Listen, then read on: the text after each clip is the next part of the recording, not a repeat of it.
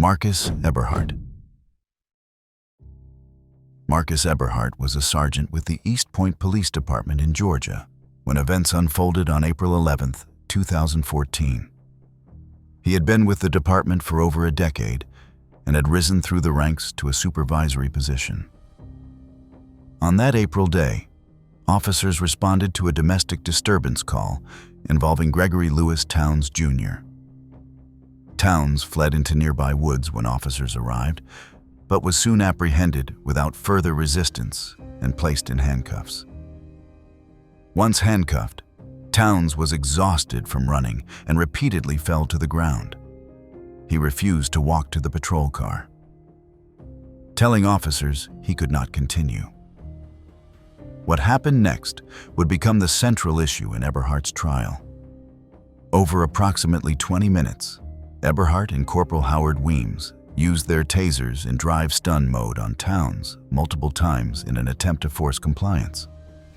Eberhardt deployed his taser at least 10 separate times during this period, while Weems used his 4 times.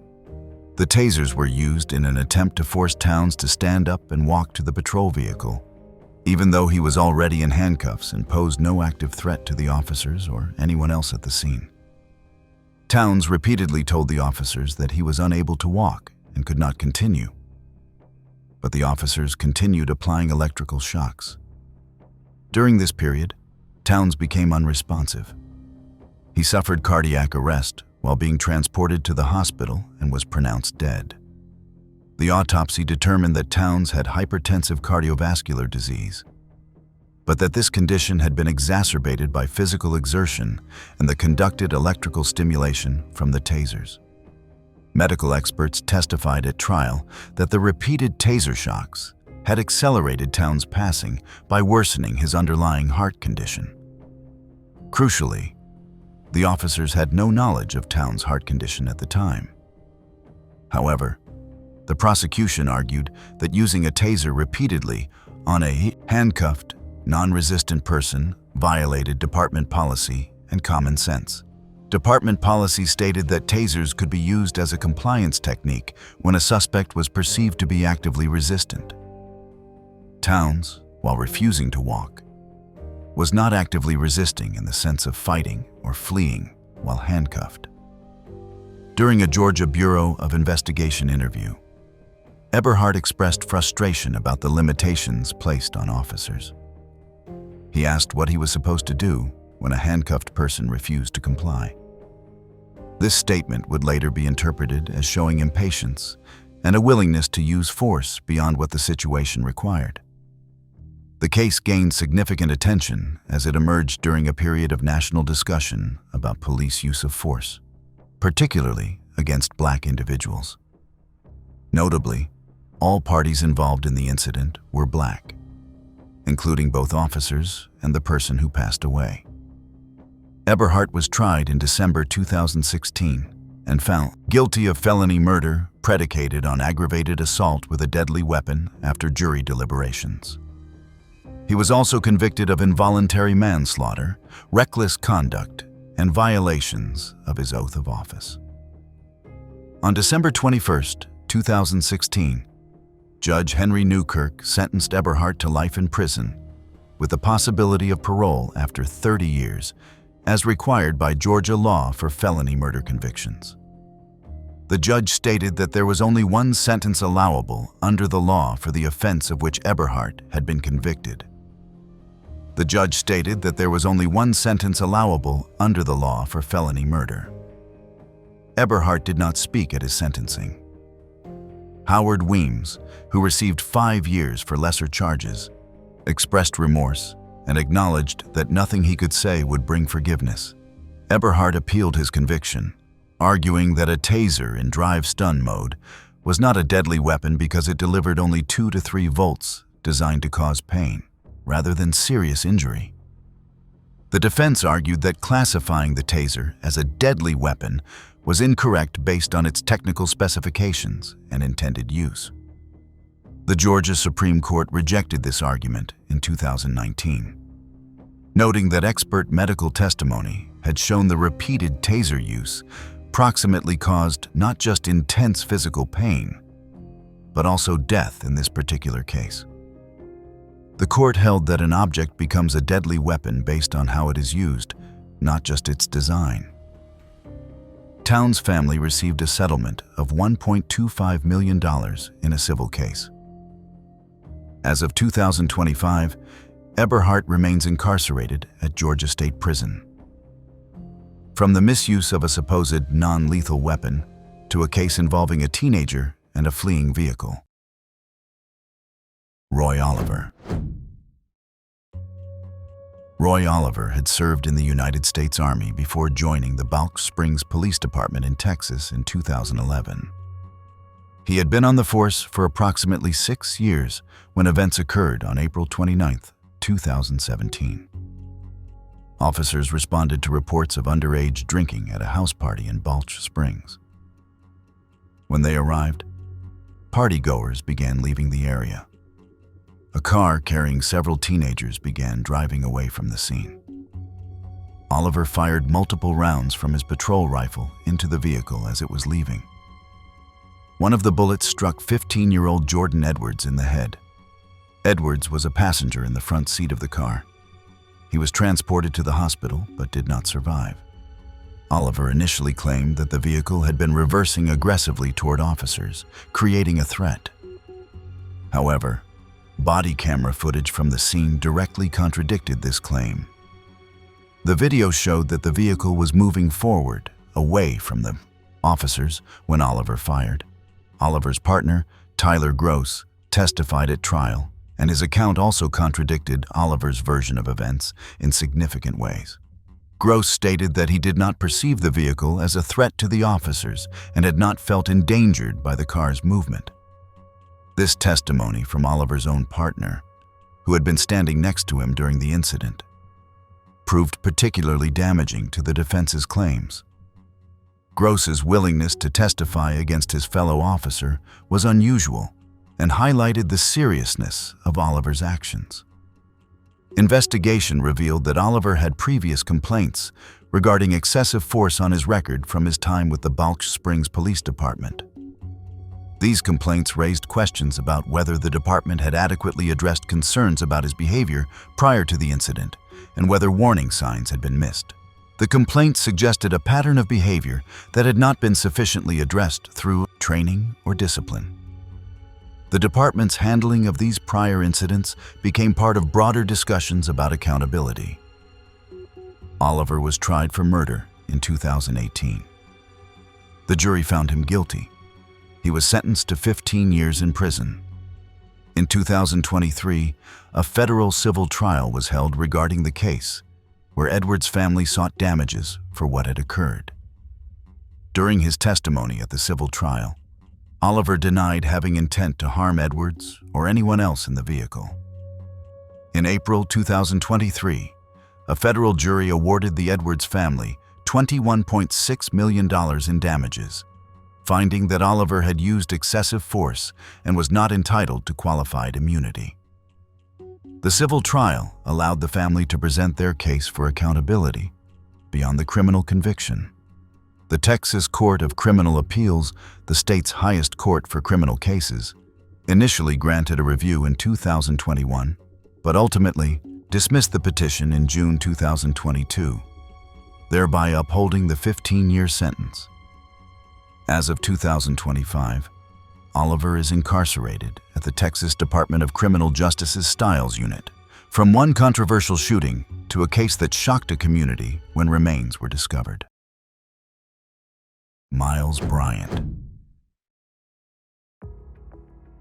Miles Bryant was 23 years old and working as a courtesy officer at an apartment complex in Norcross, Georgia in 2022. He had been with the Doraville Police Department for a relatively short time when events occurred on July 26, 2022. 16-year-old Susana Morales disappeared while walking home from a friend's apartment in the same complex where Bryant worked. Surveillance footage showed her near Singleton Road, but she never arrived home. Her family reported her missing, and a search began. On February 6th, 2023, approximately 6 months after her disappearance. Morales's remains were discovered in woods near Dacula, approximately 20 miles from where she was last seen. The remains were skeletal and scattered, found without clothing or personal items. Investigation focused on Bryant after several pieces of evidence emerged that connected him to Morales's disappearance. Cell phone records showed that Bryant's devices had been in the area where Morales was last seen on the night she disappeared, and also near where her remains were eventually found months later. Bryant had reported his service weapon stolen shortly after Morales disappeared. But that same weapon was recovered by investigators near where her remains were discovered. The combination of the cell phone data and the weapon discovery provided strong circumstantial evidence linking Bryant to the location. The medical examiner could not determine a specific cause of passing due to the advanced decomposition of the remains after months of exposure to the elements. However, prosecutors argued that the totality of evidence showed Morales had been taken against her will, and that her passing was not natural or accidental. The fact that she was found without any of her belongings or clothing in a remote wooded area strongly suggested foul play. The scattered nature of the remains indicated that they had been at that location for an extended period. Bryant was arrested on February 13, 2023. During interrogation, he made statements that would later be used against him at trial. A cellmate testified that Bryant had said no biological material linked him to the offense. The trial took place in June 2024. Prosecutor Brandon Delphant argued that Bryant had taken an oath to serve and protect, but had instead used his badge and position to satisfy personal desires. The defense argued that there was no proof of certain offenses and suggested Morales might have passed away from other causes. The jury found Bryant guilty of malice murder, felony murder, kidnapping, and making a false report of a crime. He was acquitted of the charge of criminal attempt to commit assault. At sentencing on June 12, 2024, Morales' mother, Maria Braun, gave an emotional impact statement describing how she could not sleep without thinking about her daughter and the circumstances of her passing. Lieutenant Xavier Biggers, who had worked closely on the case throughout the investigation, became emotional while describing the anguish the case had caused him and his team. Bryant made a brief statement apologizing to everyone involved, though his words offered little comfort to those who had suffered from his actions. The judge stated that Susanna did not deserve what happened to her, and that justice demanded accountability. Bryant was sentenced to life in prison without the possibility of parole, plus 12 additional months. As of 2025, Bryant is incarcerated at Macon State Prison. He filed a motion for a new trial in late 2024, which is a standard first step in the Georgia appeals process. From Georgia to New York, where an officer's home became a place of suffering. Michael Valva. Michael Valva was a New York Police Department officer who had joined the force in 2005. He had received commendations during his career, but had also faced complaints related to how he treated certain individuals. He lived on Long Island with his fiancée, Angela Polina. Valva had 3 sons, 2 of whom were on the autism spectrum. Thomas and Anthony, both with autism, were treated in ways that would later be described in court as treating them like prisoners. The treatment included being denied food, being subjected to physical punishment, and being denied access to bathroom facilities. On January 17, 2020, Thomas Valva was forced to sleep in an unheated garage despite freezing temperatures. He was provided no blankets or warm clothing. The temperature in the garage that night was well below freezing. The next morning, Valva called 911 claiming that Thomas had fallen in the driveway. He stated that he was performing CPR on his son. Thomas was transported to the hospital, but died from hypothermia. Investigation revealed that the fall story was false, and that Valva had created a narrative to conceal what had actually happened. Audio recordings from cameras that had been installed in the home captured sounds that contradicted Valva's account of events and revealed what had been happening to Thomas. The autopsy confirmed that Thomas had died from hypothermia after prolonged exposure to freezing temperatures without adequate protection or warmth. Medical examiners determined that Thomas's body temperature had dropped to lethal levels while he was in the garage. Text messages between Valva and Polina showed that they had discussed the treatment of the boys, and that Polina had insisted the boys sleep in the unheated garage as a form of punishment. The messages revealed a pattern of mistreatment that had been ongoing for an extended period before Thomas's passing. The digital communications demonstrated premeditation and a shared understanding between Valva and Polina about how the boys were being treated. These messages became crucial evidence in proving that both individuals were aware of the conditions and the risks. Valva was tried for murder in November 2022 and found guilty of second-degree murder after the jury heard evidence of the systematic mistreatment. At sentencing on December 8, 2022, Valva stated that he had loved Thomas with all his heart, a claim that rang hollow given the evidence presented.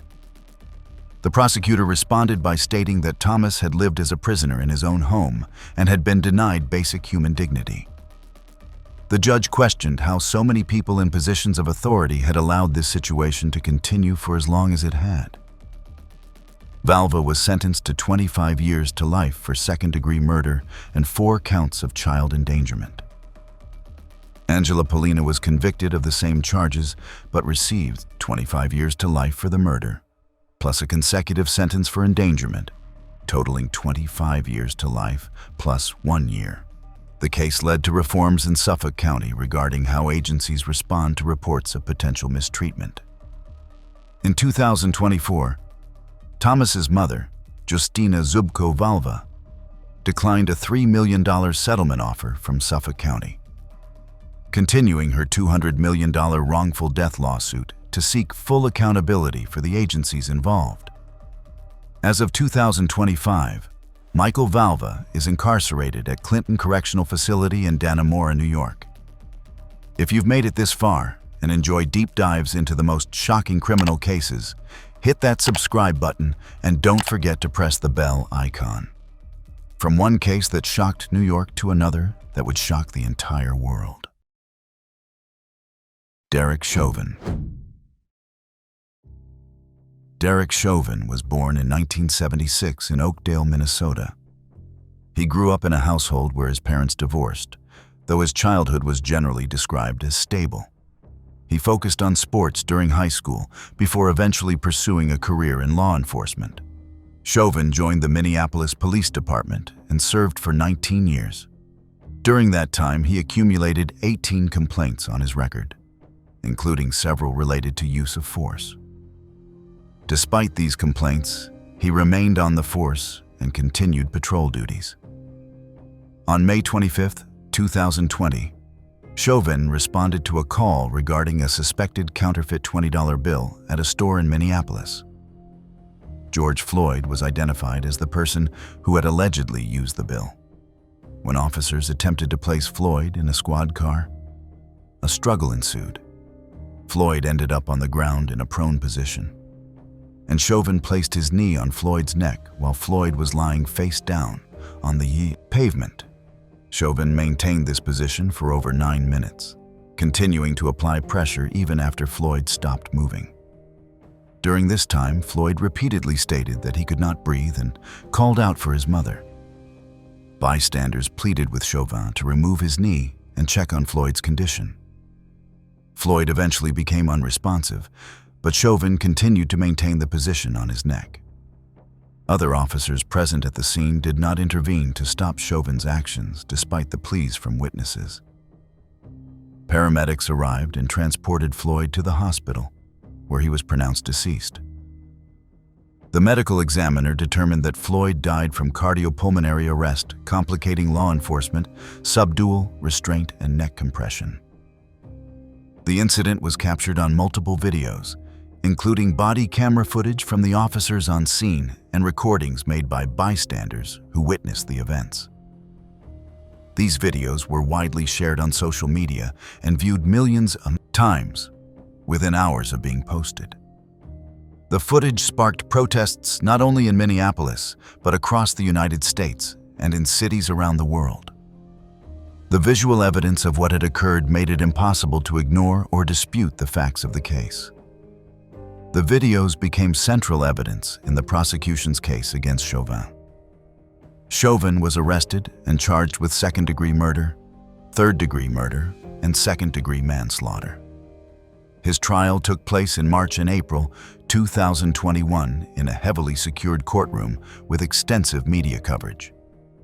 The prosecution presented testimony from medical experts who stated that Floyd died from asphyxiation due to the pressure on his neck and back, not from underlying conditions.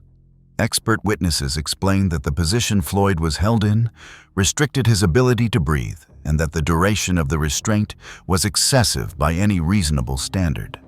Witnesses included bystanders who had pleaded with Chauvin to remove his knee, as well as fellow Minneapolis officers who testified that Chauvin's actions violated training and policy.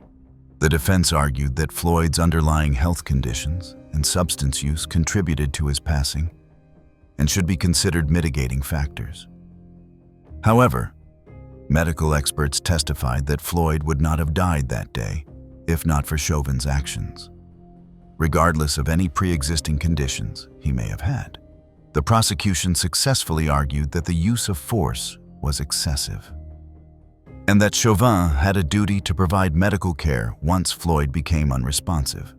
Expert testimony established that the restraint technique used violated departmental policy and nationally recognized standards for law enforcement. The jury found Chauvin guilty on all 3 counts in April 2021. In June 2021, he was sentenced to 22.5 years in prison on the state charges. Chauvin also faced federal charges for depriving Floyd of his civil rights under color of law, marking one of the rare cases where an officer faced both state and federal prosecutions. He pleaded guilty to these federal charges rather than proceeding to trial on the federal counts. He was sentenced to an additional 21 years on the federal charges, to be served concurrently with his state sentence, meaning both would run at the same time. The federal prosecution emphasized the civil rights violations inherent in Chauvin's actions. During sentencing, the judge noted that Chauvin had shown a lack of remorse for his actions. The Department of Justice's civil rights investigation revealed patterns of concerning behavior. In November 2023, Chauvin was stabbed 22 times by John Turskak, a former FBI informant. Following his recovery, Chauvin was moved from FCI Tucson in Arizona to FCI Coleman in Florida for his safety. As of 2025, Chauvin is incarcerated at FCI Coleman II in Florida. While his primary appeals were rejected by the U.S. Supreme Court, he has continued to pursue pro se, self-represented motions to vacate his conviction based on claims of new evidence. From cases that captured significant national attention to those that would shock communities across different continents. Nicholas Tartaglione. Nicholas Tartaglione was born in 1968 in Westchester County, New York, and grew up in a working-class household.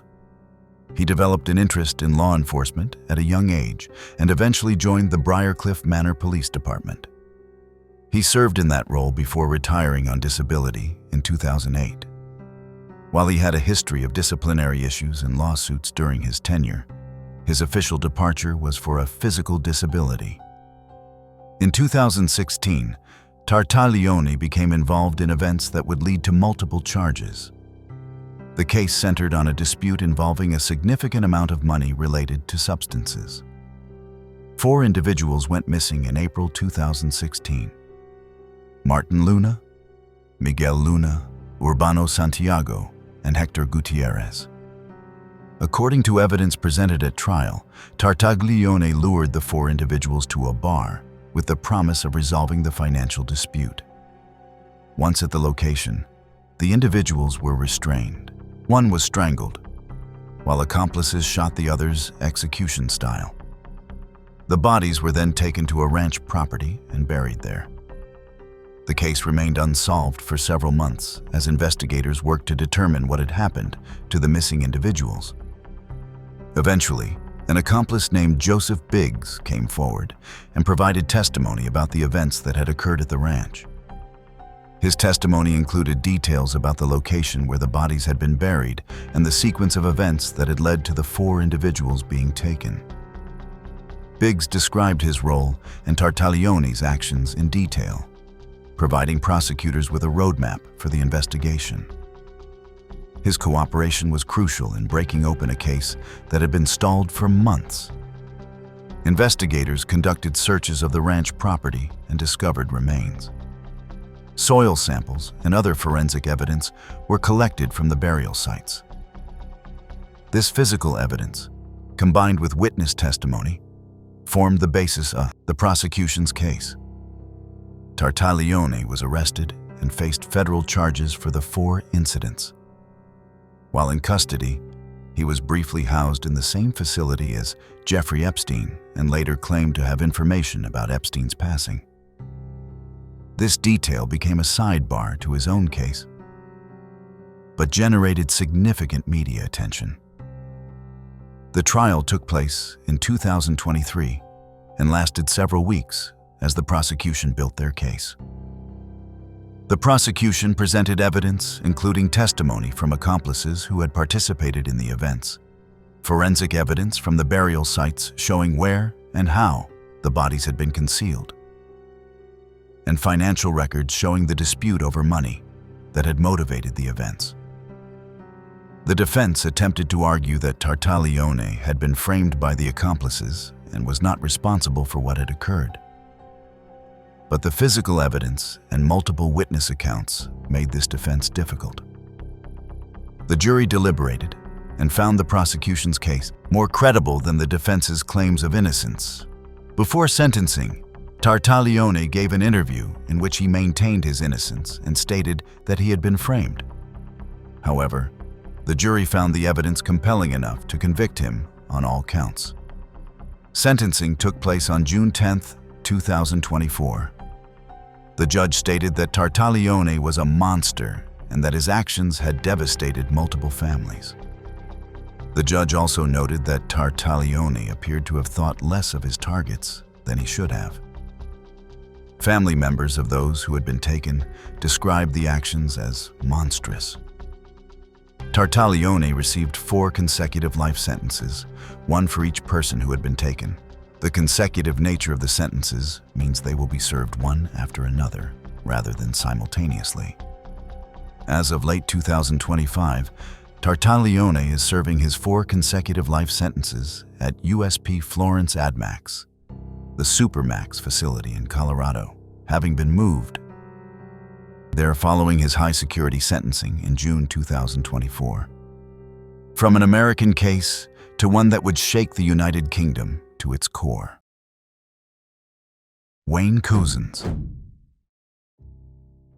Wayne Couzens was born in 1972 in Dover, United Kingdom, and grew up in a working-class family. His father worked as a mechanic, and Couzens' childhood was described as generally stable without major incidents. After completing his education, he served in the military with the Royal Marines before transitioning into law enforcement work. Couzens initially worked for the Civil Nuclear Constabulary and then the Parliamentary and Diplomatic Protection Unit before joining the Metropolitan Police in 2018. He was assigned to armed diplomatic protection duties. During his time in law enforcement, there were incidents that would later be scrutinized during inquiries into how he had been vetted. On March 3, 2021, 33-year-old Sarah Everard was walking home from a friend's residence in Clapham, London. The COVID pandemic was still affecting daily life, and restrictions on movement were in place. Couzens was not on duty that evening, but had his police warrant card with him.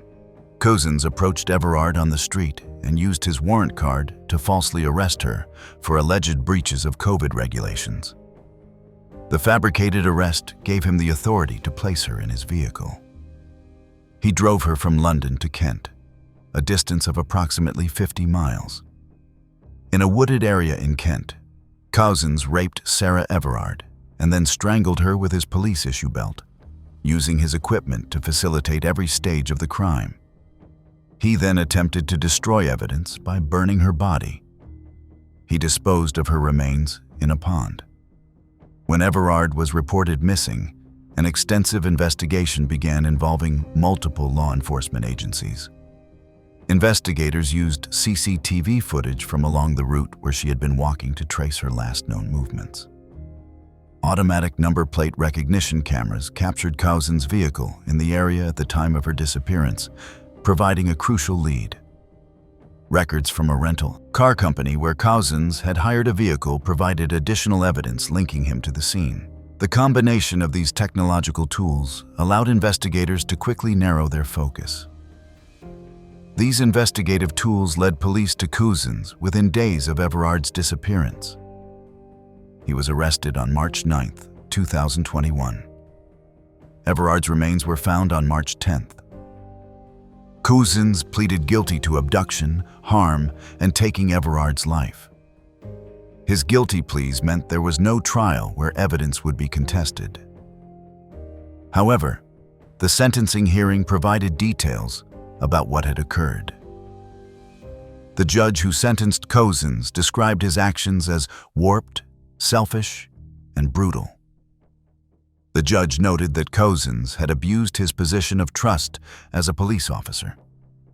The judge stated that the offense was grotesque. On September 30th, 2021, Cousins received a whole life order, meaning he would never be eligible for parole. This was one of the most severe sentences available under British law. Everard's family released a statement saying they were outraged by what had happened and that the world was safer with Cousins imprisoned. The Metropolitan Police Commissioner issued a statement calling the offense a gross betrayal of everything the police stand for. The case prompted widespread discussions about women's safety and police accountability in the United Kingdom. An inquiry was launched to examine how Cousins had been able to serve as a police officer, despite warning signs that should have raised concerns during the vetting process. The inquiry revealed that there had been previous incidents involving indecent exposure that had not been properly investigated or acted upon by the departments where he had worked. These failures in vetting and investigation raised serious questions about the systems in place to screen officers and respond to complaints about their behavior. The inquiry's findings suggested that multiple opportunities to prevent Cousins from continuing in law enforcement had been missed. In 2023, Cousins received an additional sentence for indecent exposure incidents that had occurred before the offense against Everard. This additional sentence was added to his existing whole-life term. Cousins appealed his whole-life sentence in 2022, but the appeal was rejected. As of 2025, he remains incarcerated at HMP Frankland. Inquiries into vetting practices continue. From the United Kingdom back to the United States, where a domestic situation would end in tragedy. Bobby Cutts Jr. Bobby Cutts Jr. was born in 1977 in Canton, Ohio, and grew up in a household where law enforcement was a family tradition. He was athletic during his youth and became a football star in high school. Following high school, he pursued a career in law enforcement like other family members had done. Cutts joined the Canton Police Department and served as a patrol officer. During this time, he was in a relationship with Jessie Davis, who became pregnant with their second offspring together. They also had a young son together.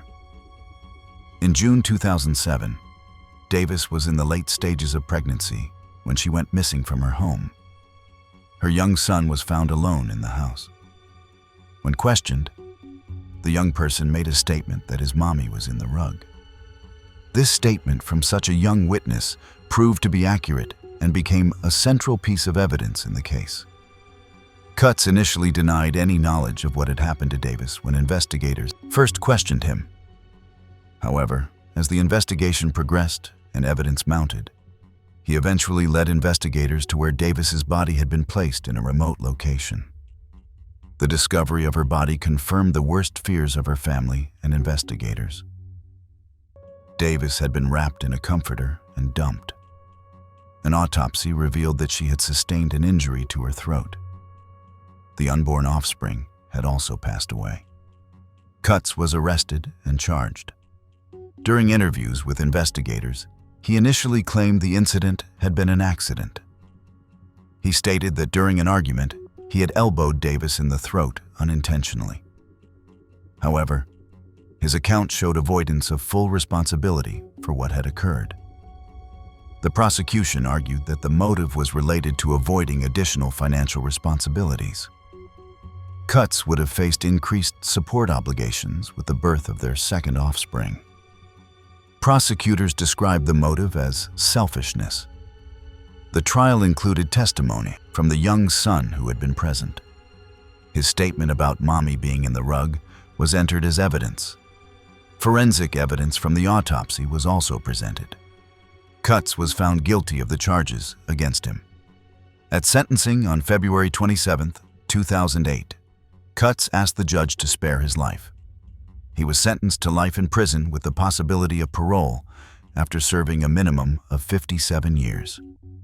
Specifically, he was sentenced to 15 to life for murder, 30 to life for aggravated murder, and 12 years for other counts, to be served consecutively. Davis's mother stated that she forgave Cutts. In 2017, 10 years after the offense, Cutts gave interviews reflecting on what had happened. He expressed remorse and discussed how he had failed in his responsibilities. These reflections came a decade after the events that had devastated multiple families. As of 2025, Cutts is incarcerated at Marion Correctional Institution. His first scheduled parole hearing is currently set for April 2064.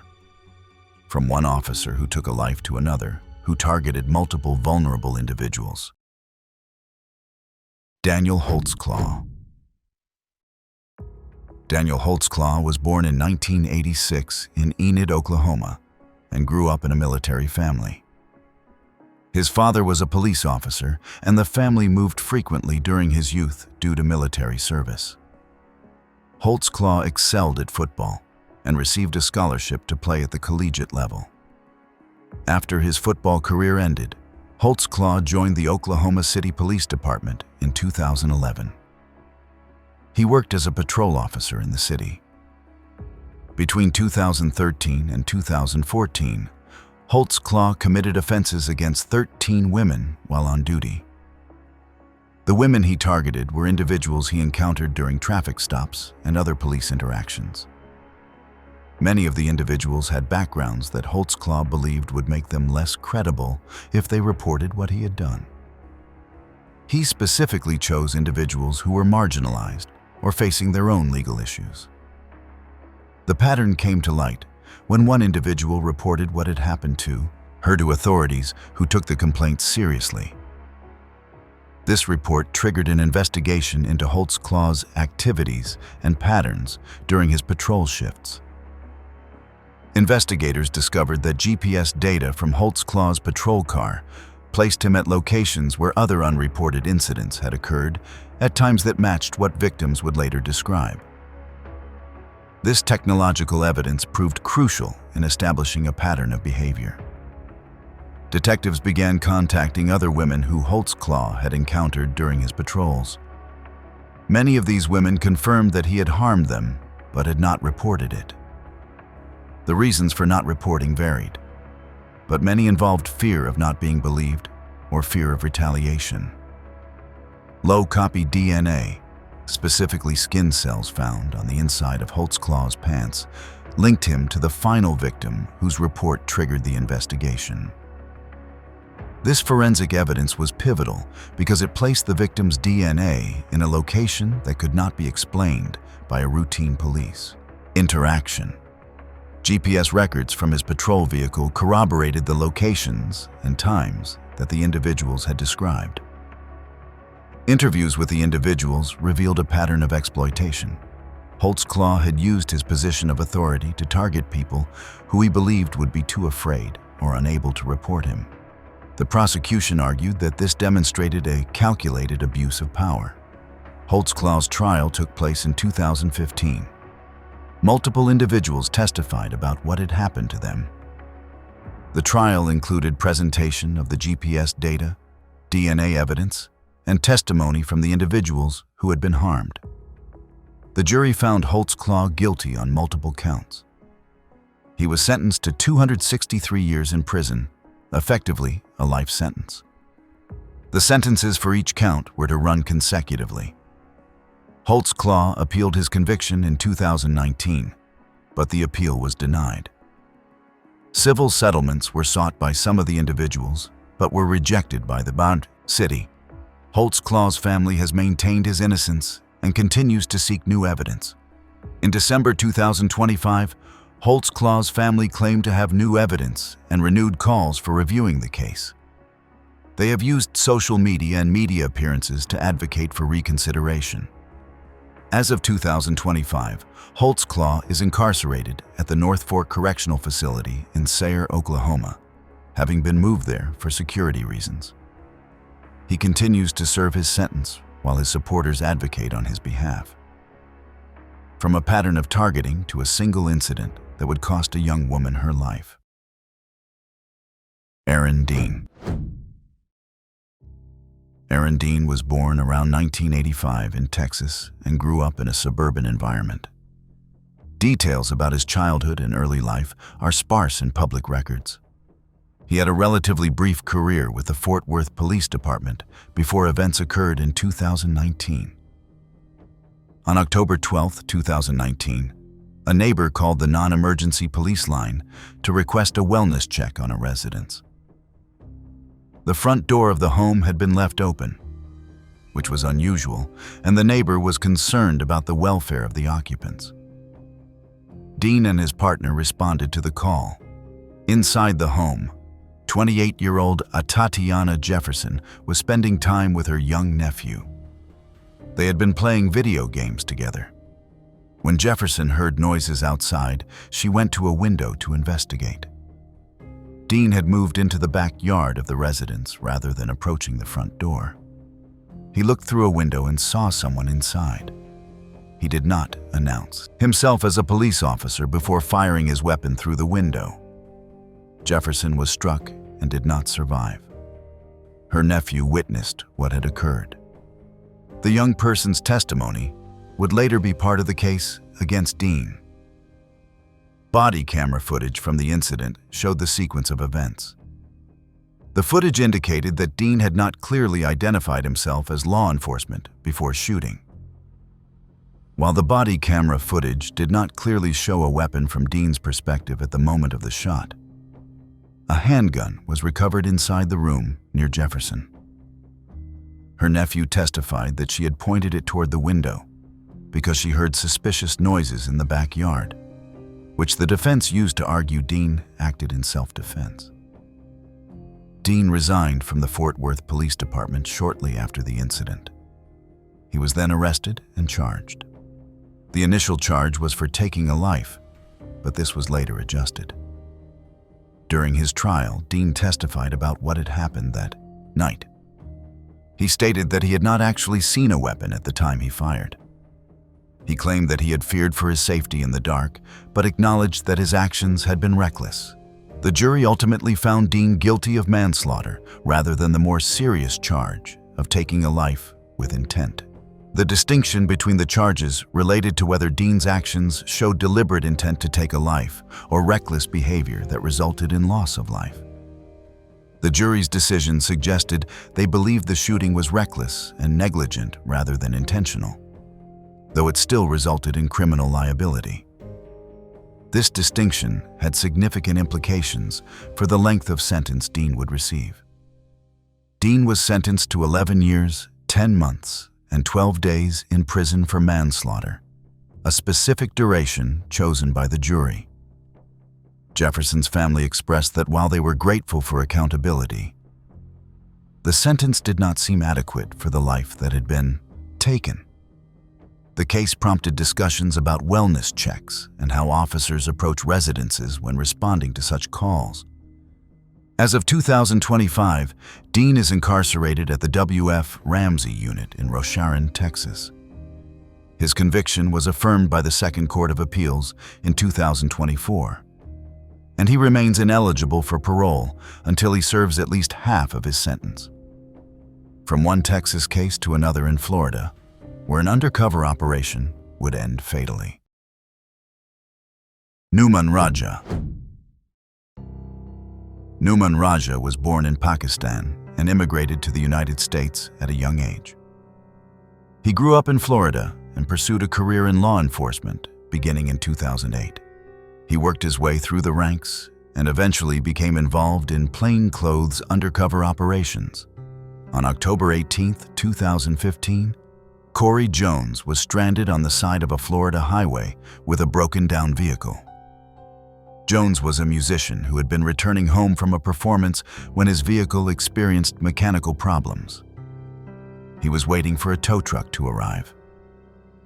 Raja was working in an unmarked vehicle as part of an undercover operation investigating vehicle break-ins in the area. He approached Jones's vehicle in the early morning hours. Raja was not in uniform and did not properly identify himself as a police officer. Jones had a legally owned firearm with him in the vehicle. When an unidentified person in plain clothes approached him in the dark, Jones may have believed he was being targeted for robbery. An altercation ensued, and Raja shot Jones multiple times. Jones was struck by the shots and did not survive. His firearm was found at the scene but had not been fired. This detail became important in determining whether Raja's use of force had been justified. A crucial piece of evidence in the case was an audio recording. Jones had been on the phone with a roadside assistance service, and the call was still connected when the shooting occurred. The audio captured what happened during the encounter. The recording contradicted Raja's initial account of events. Raja had claimed he identified himself as a police officer and that Jones had threatened him. However, the audio did not support these claims. Raja was arrested and charged several months after the incident. He went to trial in 2019. During his testimony, Raja stated that he had feared for his life during the encounter. The prosecution argued that Raja had violated multiple policies by approaching Jones without identifying himself properly as a law enforcement officer. They contended that Raja's actions had created the dangerous situation that led to the shooting and that Jones had every right to be armed while stranded. The defense argued that Raja had acted in self-defense once he perceived a threat from Jones, though this claim was undermined by the audio evidence. The audio recording proved to be the most damaging piece of evidence against Raja's account. The jury found Raja guilty of manslaughter by culpable negligence and attempted first-degree murder with a firearm. The conviction was significant because it was the first time in 30 years that a Florida police officer had been convicted for an on-duty shooting incident. Jones's family expressed relief that there had been accountability for what had occurred, though their loss could never be undone. Raja was sentenced to 25 years in prison, consisting of 15 years for manslaughter and 25 years for attempted murder, to be served concurrently. The case highlighted issues around plainclothes officers and the importance of proper identification during encounters. It also raised questions about policies governing when and how undercover officers should engage with the public. As of 2025, Raja is incarcerated at Wakulla Correctional Institution in Crawfordville, Florida. No appeals have been noted in recent filings. There has been minimal social media activity regarding his case. This was all from our side today. Thanks for watching. Click here to check out another video.